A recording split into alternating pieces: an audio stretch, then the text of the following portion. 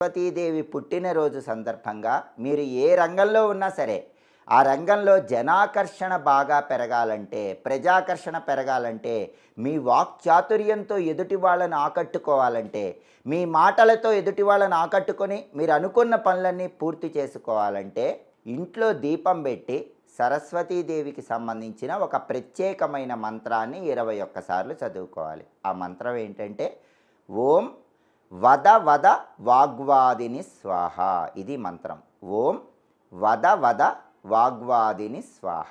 ఈ మంత్రాన్ని దీపం పెట్టాక 21 సార్లు చదువుకోండి. లేదా ఎవరైనా ఆఫీసులకు వెళుతున్నా, వ్యాపార సంస్థలకు వెళుతున్నా, అలాంటప్పుడైనా సరే ఓం వద వద వాగ్వాదిని స్వాహ అనుకుంటూ వెళ్ళినట్లయితే 21 సార్లు మీ రంగాలలో విశేషమైన జనాకర్షణ కలుగుతుంది, ప్రజాకర్షణ పెరుగుతుంది.